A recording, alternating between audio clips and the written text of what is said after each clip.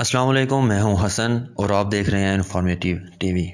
فَبِأَيِّ آلَاءِ رَبِّكُمَا تُكَذِّبَانِ۔ کیا آپ کو معلوم ہے کہ اگر آپ کے پاس 3 لاکھ روپے کیش یا کسی اور شکل میں موجود ہیں جنہیں آپ ایک دن کے نوٹس پر استعمال کر سکتے ہیں تو پھر سب سے پہلے اللہ تعالیٰ کا شکر ادا کریں، الحمدللہ کہیں، کیونکہ آپ کا تعلق 7 ارب دنیا کی آبادی میں 5% امیر لوگوں سے ہے۔ اگر آپ کو پیاس لگے اور 10 منٹ کے اندر تازہ یا فریج کا ٹھنڈا پانی آپ کو میسر آ سکتا ہے تو شکر الحمدللہ کہیں، الحمدللہ، کیونکہ آپ کا تعلق دنیا کے ان خوش نصیب لوگوں سے ہے جن کی تعداد صرف 20% ہے۔ اگر دسمبر میں آپ اس طرح سوتے ہیں کہ آپ کے نیچے گرم بستر اور اوپر گرم لحاف تھا تو سب سے پہلے الحمدللہ کہیں، الحمدللہ، آپ کا تعلق دنیا کے اس 30% سے ہے جس کو یہ سہولت حاصل ہے۔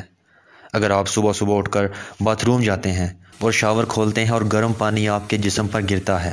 جس سے آپ تر و تازہ ہو جاتے ہیں تو سب سے پہلے الحمدللہ کہیں، الحمدللہ، کیونکہ اس دنیا میں کروڑوں لوگوں کو یہ سہولت میسر نہیں۔ اگر آپ کے بچے دن میں 3 وقت کھانا کھاتے ہیں اور بڑے پیٹ کے ساتھ رات کو بستر پہ سونے کو چلے جاتے ہیں تو پھر سب سے پہلے الحمدللہ کہیں، الحمدللہ، کیونکہ دنیا کے 80% آبادی کے بچوں کو دنیا میں 3 وقت پیٹ بھر کے کھانا نصیب نہیں ہوتا۔ اگر آپ جب چاہیں اپنے ہاتھ بازو کو ہلا سکتے ہیں، گھٹنوں کو موڑ سکتے ہیں تو اللہ کا شکر ادا کریں،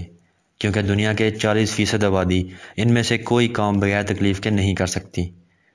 اگر آپ گھر سے اپنی سواری پر نکلتے ہیں تو اللہ کا شکر ادا کریں، کیونکہ دنیا کے 80% آبادی کو یہ سہولت میسر نہیں ہے۔ اگر آپ بآسانی سانس لیتے ہوئے آکسیجن اندر لے کر جا سکتے ہیں اور کاربن ڈائی آکسائڈ کو باہر پھینک سکتے ہیں تو اللہ کا شکر ادا کریں، الحمدللہ کہیں، کیونکہ دنیا کی 20% آبادی کو سانس کے مسائل کا سامنا کرنا پڑتا ہے۔ اگر آپ یہ ویڈیو اور یہ باتیں سن کر فکر میں مبتلا ہوتے ہیں اور اللہ پاک کے احسانوں کو محسوس کرتے ہوئے اللہ تعالیٰ کا شکر ادا کرتے ہیں تو بھی الحمدللہ کہیں، الحمدللہ کہیں کہ اس نے آپ کو اپنا شکر ادا کرنے کی توفیق عطا فرمائی ہے، ورنہ اس دنیا میں ایسے انسان بھی آئے جنہیں یہ توفیق نہ مل سکی۔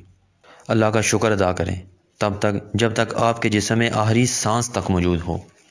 الحمدللہ کہیں اور شکر الحمدللہ کہتے رہیں۔ فَبِأَيِّ آلَاءِ رَبِّكُمَا تُكَذِّبَانِ۔